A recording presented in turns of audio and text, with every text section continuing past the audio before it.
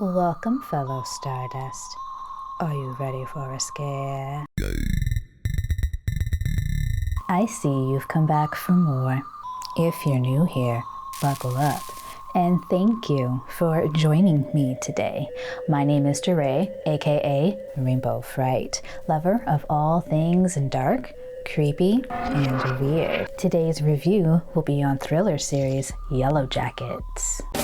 I can't imagine what you guys went through out there. But before I get into Yellowjackets, I wanted to give a shout out to a few channels that I think you all should check out. Each of these channels has a ton of content, so if you're looking for another review channel to put into your repertoire, go ahead and check one of these awesome channels out. We've got Curly Girl at the Movies, Ocean Chicks Films, Terrence Mugwana, Lisa Loves, and The Dope Show. And if you check them out and you like their content, be sure to subscribe. All right, let's talk about Yellowjackets. So for this review, I'm actually going to be recording it without a script. I kind of want to wing it in a way like I did with my Scream review. So I do have some bullet points here that I'll be looking at as I'm doing the video. This is something that I just wanted to try out. So here we go. Wish me luck.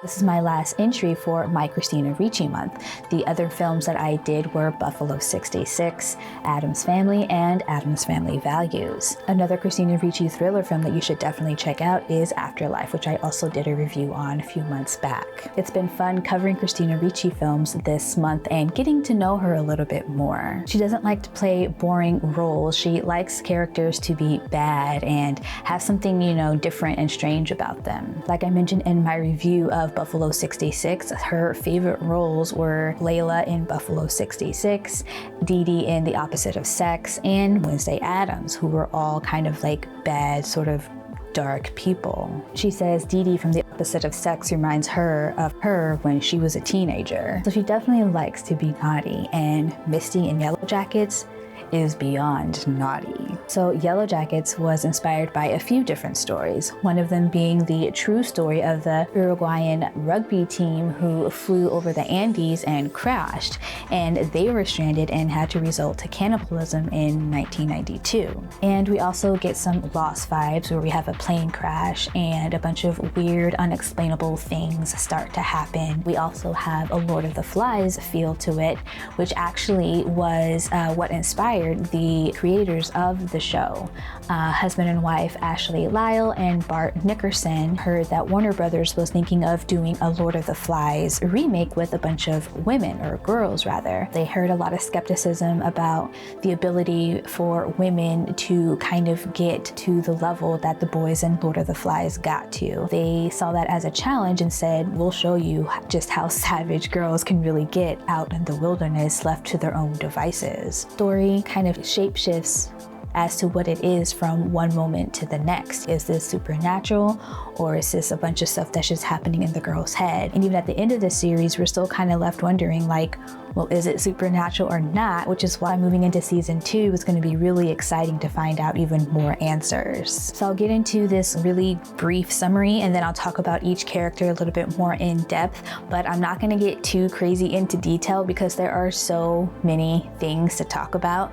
So I cannot wait for season 2 so that way I can go through each episode by itself and really dissect it with you all. So to set up this summary real quick, cast was perfectly done. It is so on point, it's crazy. We have two timelines going on. We have a timeline happening in 1996 and one happening in 2021, 25 years later. We see a plane crash and there's about 15 survivors, and then in the future we're only following 4 of these women. And so we have here Shauna, who's played by Melanie Lynskey, as well as Sophie Nélisse. Then there's the character Taissa, played by Taissa, Cypress and Jasmine Savoy Brown, who was also just in Scream. And then we have Misty, played by Christina Ricci and Samantha Henretti, and Teen Jackie, who's played by Ella Purnell, and Lottie, played by Courtney Eaton. Such an amazing group of actors, and they all play so well off of each other. In the 90s setting, it's just super nostalgic. The music is just awesome. It just goes so well with the atmosphere of what's going on. It makes you wish you were back in that time. You know, the 90s was such a beautiful place. Also in the 90s, when they're in the wilderness, we get more of a tribal music with, some singing and humming and some rhythmic beats, and it just gets super heart-pounding and makes you want to hold your breath sometimes, because you hear the drums going and you hear and you're just seeing some crazy go down, and the tension is there, and I'm here for it. I love it so much. And then in 2021, we see these women grown up. Again, we just see 4 of them so far, so we're kind of wondering if they are the sole survivors, or are there going to be more that pop up later. So let's go ahead and do this real quick summary, and like I said, I'll go ahead and talk a little bit more about some of the main characters in season 1. All right, so here we go. In 1996, a girls' soccer team was on their way to a national tournament when their plane crashed.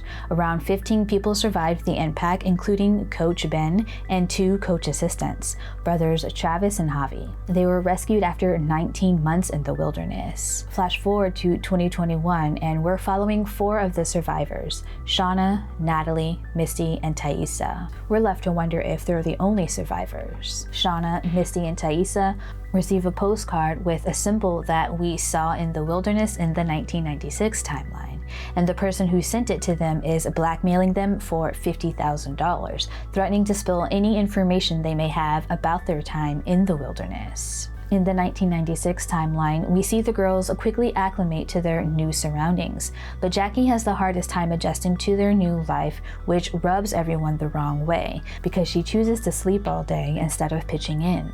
Her best friend Shauna, who slept with Jackie's boyfriend the day before they left, tries to comfort her. After overcoming one hardship after another, some girls grow closer while other girls grow apart. After a bad shroom trip, and Jackie finding out about Jeff's affair with Shauna and tells everyone, there is a divide within the group, but mostly everyone is against Jackie. Jackie ends up sleeping outside the cabin that night, and no one cares that she is unable to start a fire. The next morning, she is found frozen to death, leaving Shauna devastated and filled with guilt. In the 2021 timeline, we learned that the blackmailer was actually Jeff. His furniture store was struggling, so he took out a loan with some loan sharks and needed to pay them back. But by the time Shauna found out it was Jeff, she had already killed the man she thought was the blackmailer, a man she started an affair with in episode 3. And while Adam may not have been the blackmailer, he's definitely somebody, because his back tattoo has gotta mean something. I don't know what, but it's something. So in the very first episode, they do a really good job with introducing us to all the main characters, and there are a lot. We have about 15 or so survivors in the wilderness, and not every single one of them has a speaking part just yet, but we do have a bunch, a really big group who are speaking and who we do find more about and get character development on and backstory on. Each character is very unique, and their stories are all really interesting. There isn't really a story or two where I'm like, oh, I'm bored with that.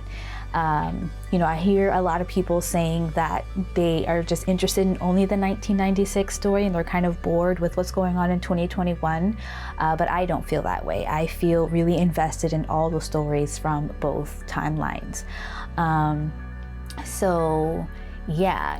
We first get really introduced to Shauna and Jackie, and they might kind of seem like the main characters, but they do get a little bit more attention because in the 2021 timeline, we're really focused on Shauna a lot, and the other 3 survivors are there too. They're all pretty equal, but there's a real strong focus on Shauna. So in the 1996 timeline, we naturally are kind of getting more of their story compared to anybody else's as well. And their relationship is a little bit one-sided, or I guess, one-sided on both their parts, because you have Jackie, who is kind of using Shauna a bit, and Shauna's kind of doing the same thing. It's the kind of relationship that would probably end after high school. Shauna had her early acceptance into Brown, and Jackie would have done whatever she was going to do, and they probably would have gone their separate ways. Just that, toxic young girl relationship, And we see right in the first episode Shauna's real lack of respect for Jackie when she sleeps with her boyfriend after they've dropped Jackie off.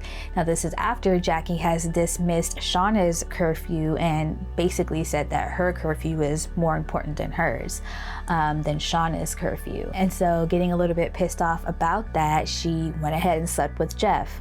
Yet again, it wasn't their first time, because he says, I thought we weren't going to do this again. And so, pretty crappy thing to do to your best friend. She ends up getting pregnant that night, and so when they crash the next day, it later comes out that she's pregnant, and she at first lies to Jackie about it, but Jackie has a suspicion that she's lying, reads her journal, and discovers that she was sleeping with Jeff. And this pisses her off. She confronts her about it at the very end here of the season, and tries to turn the group against Shauna and lets them all know about what she did. But this is after the shroom trip, and she's accusing people of other things as well, so they all end up turning against her because they ain't trying to hear what she has to say to them, Little Miss Perfect Prom Queen. And so they all send her outside that night, and she ends up dying because she can't start a fire, because she's not able to do anything out there in the wilderness. So she ends up going to sleep and just freezing in the snow. And that was actually the first snow, so it's kind of serendipitous. And Shauna's character just does an amazing job acting this last scene out, and just her cry out was just spectacular. She is a really great standout actor.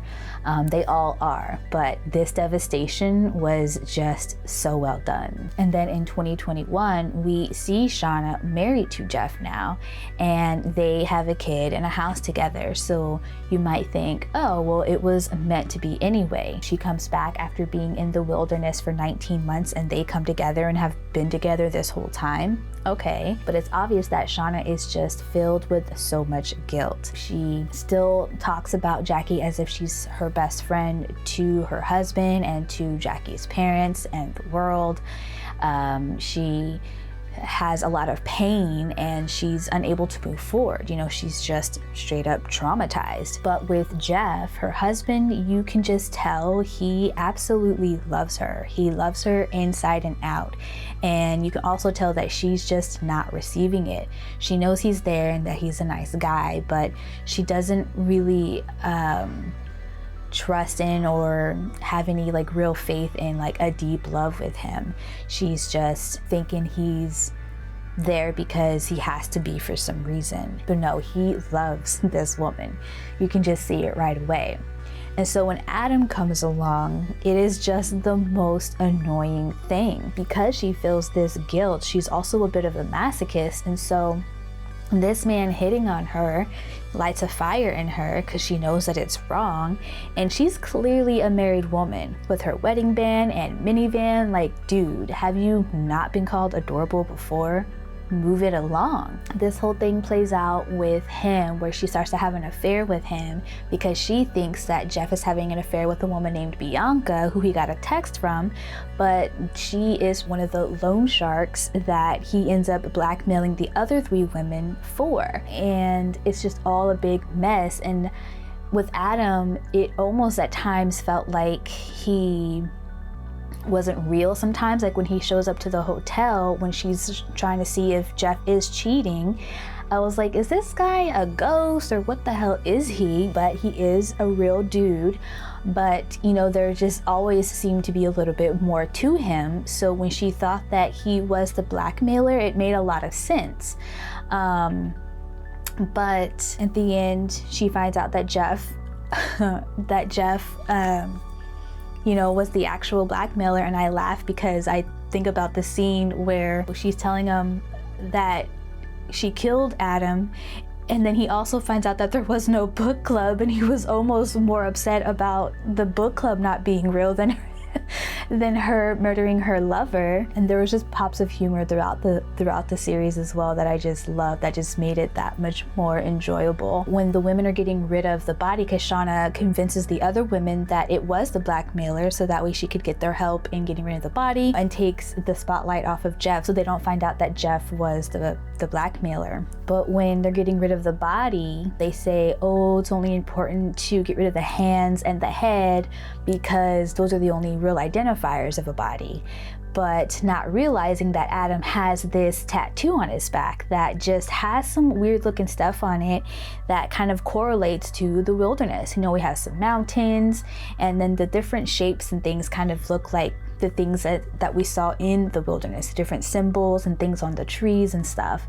And so that torso is out there floating around, and he has something to do with the wilderness. And going back to Jeff's love for Shauna, it's just confirmed how much he loves her, because his feelings do not change. She finds out that he read all her journals and that he's totally fine with whatever went on, because we don't know yet still. At the end of the season, we kind of are getting an idea. We start this show out thinking for sure we're about to see some cannibalism stuff, but then it starts to look like, oh, well, they have food out there, there's different animals, there's bear and deer and all kinds of things that they can eat. Maybe they aren't, but then it kind of looks like they are, because maybe they are starting to kill off people and sacrificing them. I'll get more into that in here in just a second.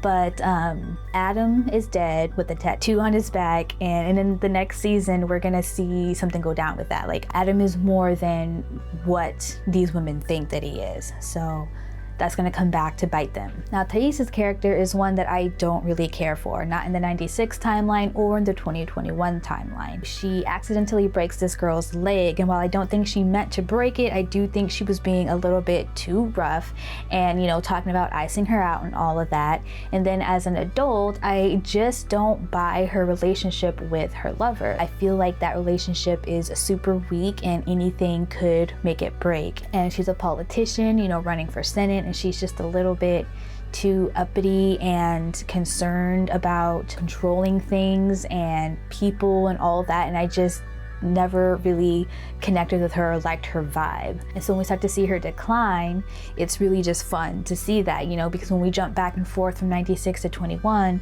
we see her eating dirt, and in 2021 she kind of already starts to like lose it in a way, and we don't really know why before the postcards even really talked about or get real information about the blackmailer. And Taissa starts to have these little weird episodes that make us wonder even more if this is all supernatural or not. And Taissa's trauma is a little bit more visual and physical. She is seeing things, feeling things, hearing things, and we're like, okay, is this stuff happening in the wilderness here at home with Taissa? Because we don't really see that at all with Shauna or Natalie or Misty. You know, we don't really see any weird moments with them that we've seen in the wilderness, but we do with Taissa. And in 2021, she ends up eating the dirt outside of her house while she's doing this campaign. So when she realizes that she's doing that again, she puts together that the stress of the campaign is causing her to do all this, because the first time it had happened to her was in the woods, and she suspects that it was because of all the, you know, stress of being out in the wilderness for about a year and a half. And her son is a witness to this, and before she realizes she's even doing all this for maybe weeks or months, he sees her and, you know, he recognizes her as the bad one. And when she's not under this psychosis or sleepwalking, you know, she's just regular mommy to him.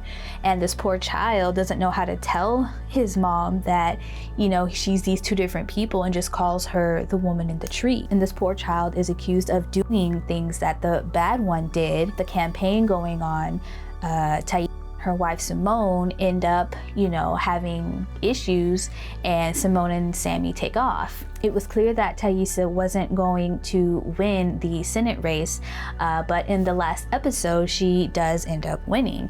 But at the same time that she finds out that she has won, Simone is at the house picking up some things for her and Sammy, and she actually finds an altar, much like the one that we see in the wilderness, that Lottie offers up a animal heart to. In that altar, they see their family dog's head and likely its heart and Sammy's doll. Now, obviously, Taissa is unaware that this is there because she cries to Simone about Biscuit and says that she probably let him out when she was eating dirt outside. So she did this when she wasn't lucid. And this, again, her storyline makes you wonder, like, how supernatural is this? Is this supernatural or not? Because this is obviously an offering. You know, an altar is giving an offering to the gods or whomever you're worshiping. And so is that the reason why she won the Senate race? Because in the wilderness in 1996, some of the girls believed that if they gave up an offering, that they would be rewarded with food or some kind of good fortune. For instance, when they almost killed Travis and made him bleed, the very next day they were given a big old bear who just walked up to Lottie, kneeled down, and let her kill him. So it makes you wonder if what's happening in the wilderness is now happening in Taissa's house, or if she is just, you know, manifesting this herself and was actually successful in winning a campaign race fairly. Having Taissa, you know, going through her sleepwalking episodes can make for a really bad mixture with a big group of girls who have two completely different beliefs, you know, because Taissa is not about any afterlife stuff or any evil stuff or anything that's really religious. You know, she is just not about it. And when you have people who are stranded and hopeless with nothing and starving, you are looking for a light, you're looking for some kind of guide. And, you know, when Lottie can see the future basically and provide a comfort, you're gonna have some people find comfort in that. Taissa attempted to be a leader, you know, she tried to have logical thinking. You know, it does make sense to say, hey, let's go north or south, we're bound to hit something, we're in North America, you know, we're not on an island, let's go one way or the other, and we should run into civilization sooner or later. But she had a poor attitude, and when she did end up getting a small group to go with her to go find civilization, you know, she did her sleepwalking thing and failed at keeping watch and ended up waking up in a tree where the girls were then attacked by wolves. This is when Van is completely disfigured, almost dies, and Fitz is wondering, is it the woods causing her to do this that, you know, made all of that happen? Or is this something that she would have always done regardless? Like, if she's under stress somewhere else, not in the wilderness, would she have still been eating dirt and climbing trees? This experience sways Van from being a sort of non-believer or one to kind of shrug off, you know, spirituality and religion, to her being, you know, really interested in, you know, what all that is about, because she, you know, felt something. And Taissa, on the other hand, is somebody who just does not care about anything spiritual or religious. She's very matter of fact. Van and Taissa are lovers. This sort of puts a wedge between them because now they're on opposite ends of the spectrum. And Van becomes one of Lottie's first followers along with Misty. Lottie, it seems like, sort of took over Laura Lee's position. Laura Lee was a super religious person, and, you know, people didn't really take her seriously. They found an abandoned airplane, and Laura Lee took it upon herself to figure out how to fly it, and when she does, she tries to go and find help flying the airplane. But when she does, her little teddy bear that she takes with her spontaneously combusts, which we can't explain at all so far, and the plane explodes and she dies. But the day before, she had baptized Lottie, who was trying to figure out these visions because her pills had run out, and so the visions that she had when she was a child started to come back. You know, because did I mention before, you know, Lottie, we see in the very first episode, she's taking pills for schizophrenia. And when she was 6 years old, we see her have a vision of a car crash, and she screams when she sees this vision, and that scream distracts her dad and keeps him from driving forward, which keeps them from getting in the car crash that she just saw. And so it seems as though taking these pills are suppressing her visions, and when she's in the wilderness and runs out, they just come come flooding back, and she doesn't know what to do with it, and she goes to Laura Lee for help. And when she baptizes Laura Lee, she sees Laura Lee's death. She sees an explosion in the sky, the same one that we see when the plane explodes. And so with that transfer of spirituality going from Laura Lee to Lottie, and Lottie also being able to see the future, because,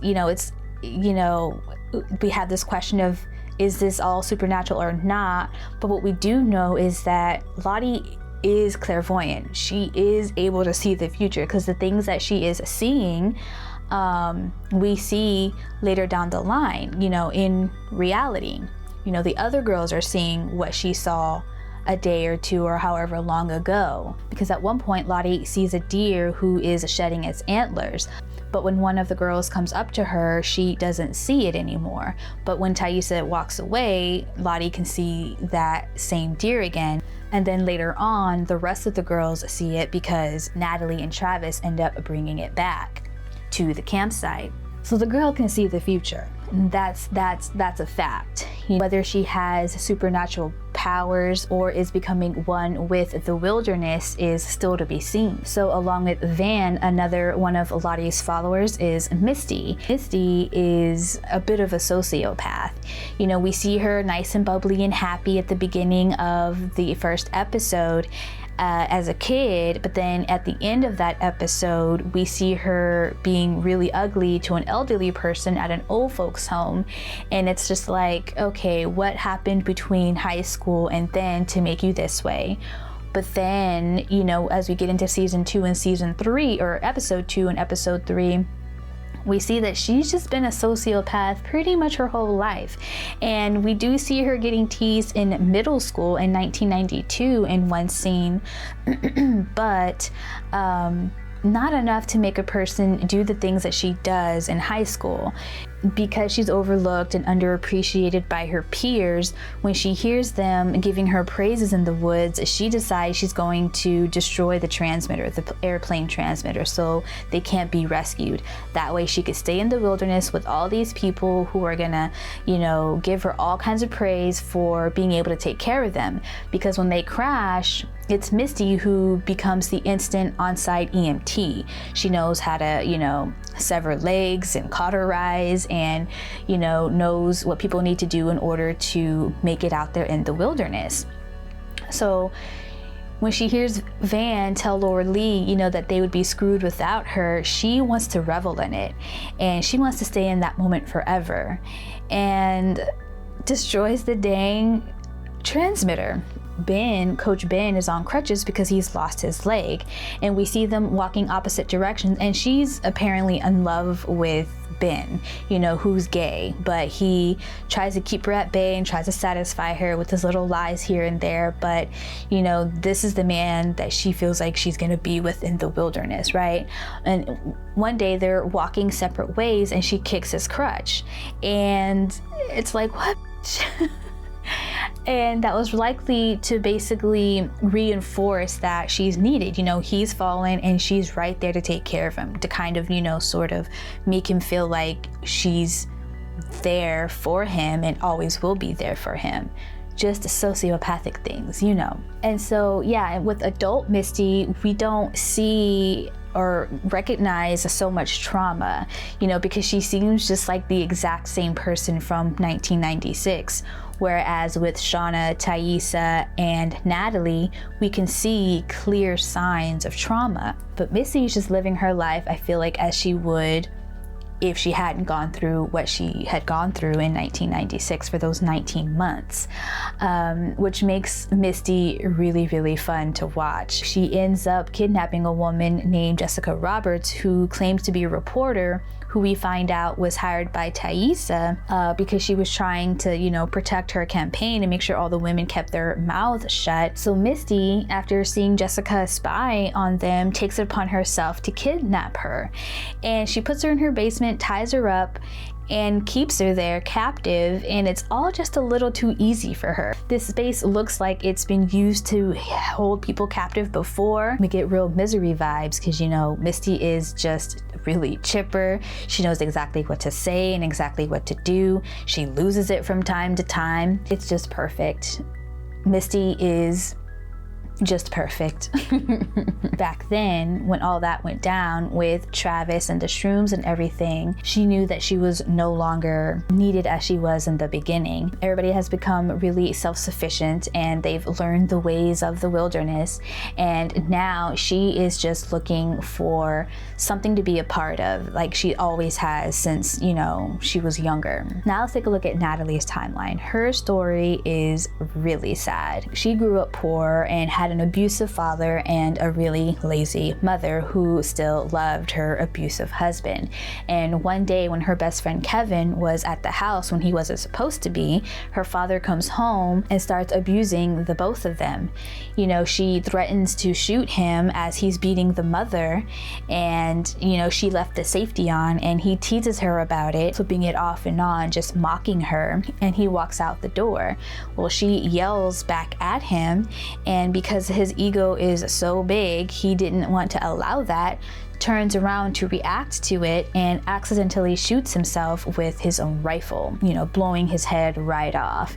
And we see her mother run out there crying over his dead body as if it was the saddest thing in the whole world, when really they are both now free. Natalie, after that, you know, dyes her hair blonde, and you can tell she's just traumatized by that, because in the plane crash, you know, she sees her father with his head blown off and he's talking to her.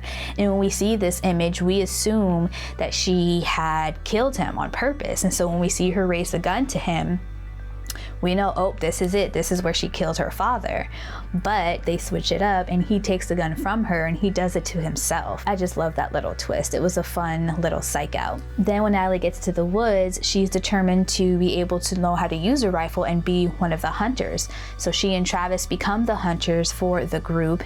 And at first they butt heads, but they end up growing really close. And every day they become closer, and eventually it basically become a couple. But they have their ups and downs, and they end up not talking for a while. And the whole shroom night happens, and Jackie takes him, and they lose their virginity to each other. And it's a whole lot of drama that happens. But after the girls attack him and almost kill him, the next day Natalie and Travis profess their love for each other, and this is at the very end of this season, so we know in season 2 we're probably going to see this relationship grow into something more. So in 2021 we see her searching for Travis, because after they get this postcard, she has this feeling something isn't right. So, but I don't know why though, they haven't seen each other in 25 years. Apparently he's run off, didn't want to be found, somewhere off in the mountains in a cabin alone, and has changed his name and just really doesn't want to be found. So it makes you wonder what happened after being rescued. Like, why didn't they continue what they were doing in the woods? So season 2 and 3 and 4 and 5, hopefully, gonna be fun to see how that relationship evolves or devolves. And at the end of the season, Natalie's story just gets more tragic. She's lost Travis, and she just had to, you know, hide a body who she thinks was her blackmailer. And she's also lost Kevin again, her friend from high school, her best friend from high school. They were able to reconnect in 2021, but she manages to mess that relationship up. So she's all alone again in a dingy hotel. So we see her in the last moments attempting to kill herself, but right before she pulls the trigger, she is kidnapped by a group of people wearing hoodies and with the symbol that we saw in the wilderness around their neck. So now we're likely going to immediately find out who killed Travis at the start of season 2. Hopefully it doesn't take us the whole season, but we also hear at the end Lottie's name. Natalie blackmailed her old sponsor into finding out who cleared out Travis's bank account the very next day. A bit of information that we get from Misty, who is the citizen detective that nobody hires. That sponsor leaves a message for Natalie saying, who the hell is Lottie? So in those last few minutes, we know, Lottie's alive, and there's probably more women who are alive, because of all those that were there, only 4 survived. So our suspicions and, speculation about there being more women was just confirmed with that. So while we want to root for all of the characters, even though they're doing, not so great things, Natalie is probably the, I don't want to say nicest, but she's the one who we could probably relate to the most, because Taissa is, a bit selfish and kind of losing it. And Shauna, she, is having an affair and has a husband who just adores her. And then Misty is just straight up a sociopath. And then Natalie, she is just sad and suffering, not really hurting anybody, doing her best to just keep to herself and really aching for love. So she's probably the most relatable character. But again, even though the other characters are doing not so good things, it's incredibly hard not to like them all. I'm sure lots of people like Taissa, but she's not my favorite. Yeah, she's just not my favorite.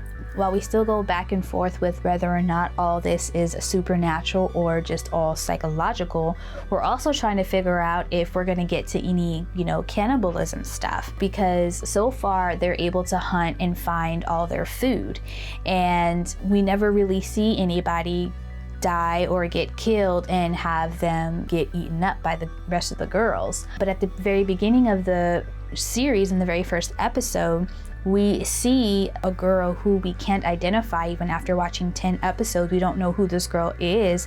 She's running through the woods in a clean white dress, no shoes, and runs straight into a trap that kills her. After watching all 10 episodes, we're left to wonder if the girl was killed because they wanted to get rid of her, or if they killed her in order to eat. And then we get a close-up of this gold heart necklace that we see Jackie give to Shauna, and then Shauna gives it back to Jackie.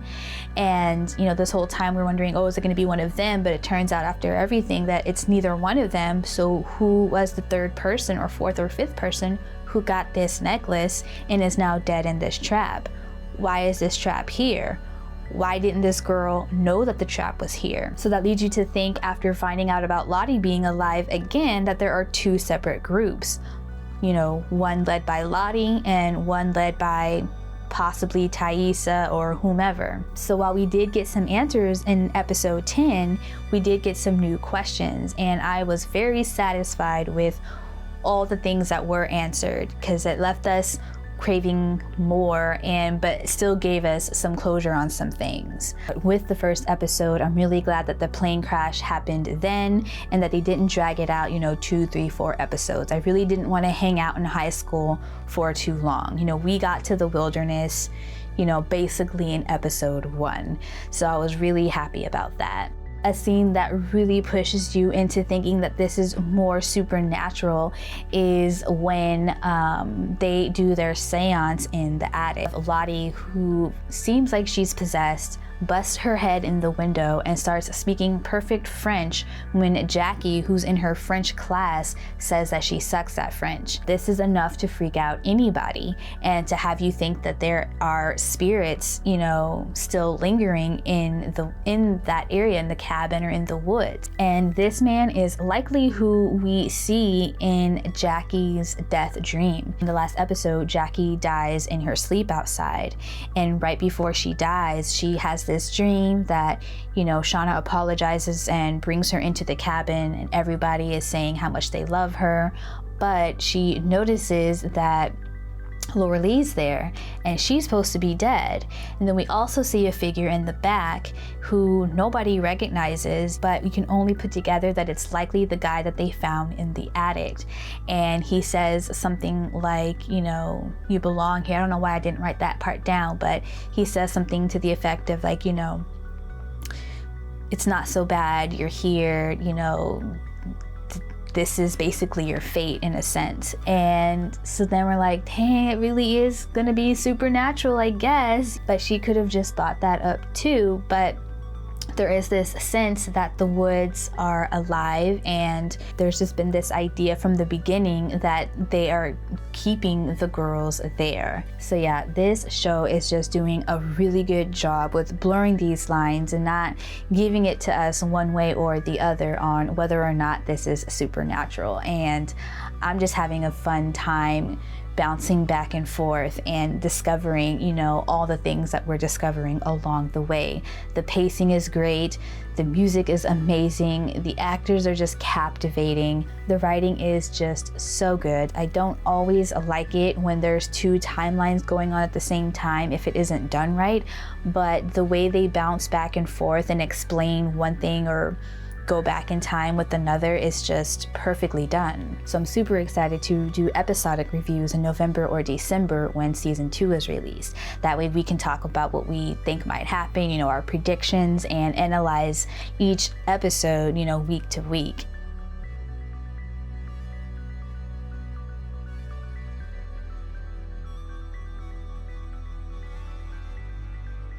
Well, thank you again for joining me today, fellow Stardust. I appreciate you being here with me. And if you didn't see my promo from yesterday, be sure to check out my live discussion that I did with Grande's Graveyard and Night and Coriander from the Night Watch Zone.